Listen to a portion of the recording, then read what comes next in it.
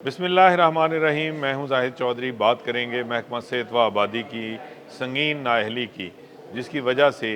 पंजाब हुकूमत के लिए हज़ारों सरप्लस मुलाजमीन इस वक्त दर्द सर बने हुए हैं। महकमा बहबूद आबादी और महकमा प्राइमरी एंड सेकेंडरी हेल्थ को जब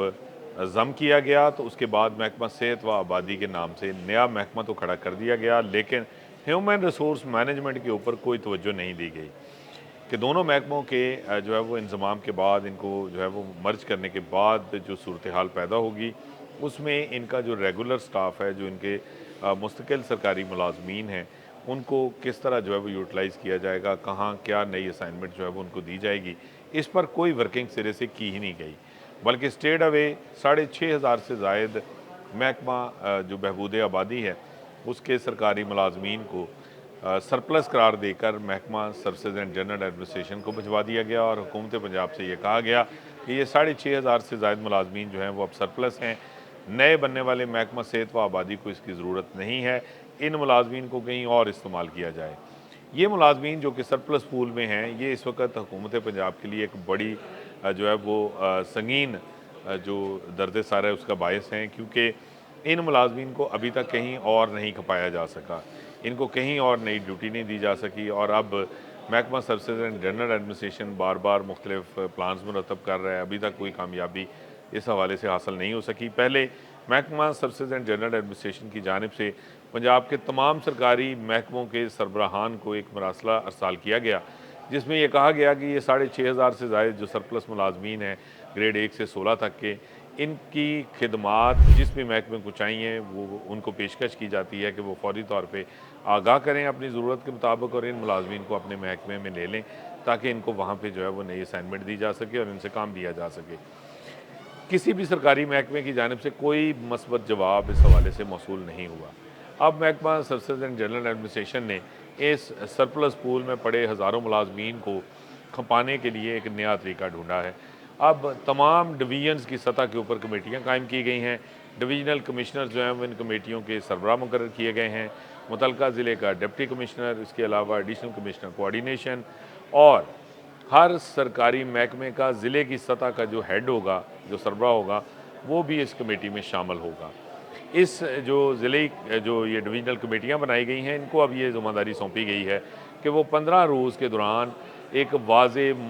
मौसर काबिल अमल प्लान मुरतब करें कि ये मुलाजमीन जो हैं वो इनको अज़ला के अंदर किस तरह खपाया जा सकता है और इनसे काम लिया जा सकता है, क्योंकि ये सरकारी मुलाजमीन इस वक्त जो है वो हुकूमत के लिए एक बड़ी ही जो है वो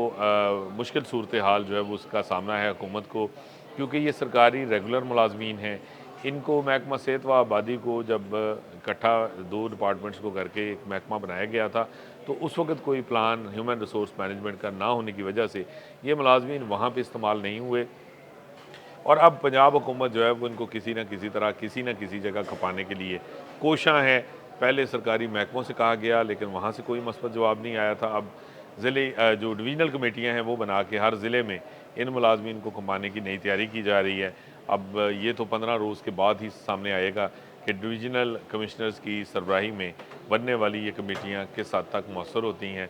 इन सरप्लस मुलाजमीन को किस तरह जो है वो अज़ला में कहाँ नई कोई असाइनमेंट दी जा सकती है, कहाँ इनको जो है वो अपॉइंट किया जा सकता है ताकि इनसे काम लिया जा सके और इनको तनख्वाहें भी अदा की जा सके। क्योंकि इस वक्त सूरत हाल ये है कि ये दोनों महकमे बनने इकट्ठे होने के बाद महकमा सेहत व आबादी ने तो अपने गले से जो है वो ये कहकर इन मुलाजमीन को फ़ारग कर दिया कि ये हमें नहीं चाहिए और ये अब सरप्लस हैं।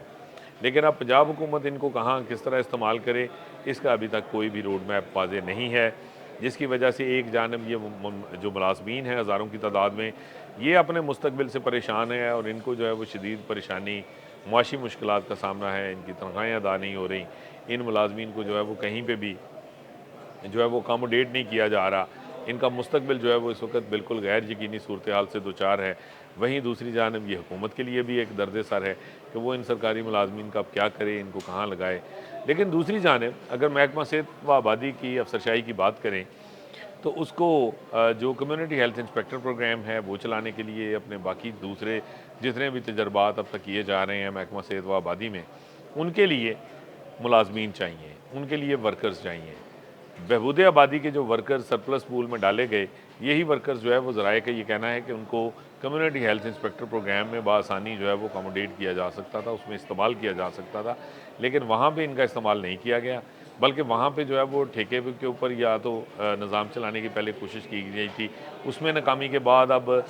हर ज़िले में जो है वो कॉन्ट्रैक्ट के ऊपर मुलाजमीन जो हैं वो एडहॉक के ऊपर रखने की तैयारी की जा रही है, और किसी न किसी तरह CHI जो प्रोग्राम है, कम्युनिटी हेल्थ इंस्पेक्टर्स प्रोग्राम, उसको चलाने के लिए अब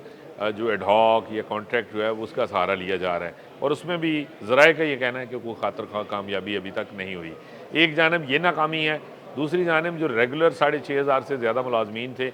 उनको इस्तेमाल किया जा सकता था, उनको सरप्लस पूल में डाल दिया, और अब वो पंजाब हुकूमत के लिए एक मुश्किल का बायस हैं कि इनको अब कहाँ खपाया जाए, और उसके लिए अब महकमा सर्विसेज एंड जनरल एडमिनिस्ट्रेशन ने डिवीजनल कमेटियाँ बनाई हैं। ये कमेटियाँ कितनी कारगर होंगी ये आने वाले दिनों में पता चलेगा। अब तक के लिए इतना ही। अल्लाह ने के बाद।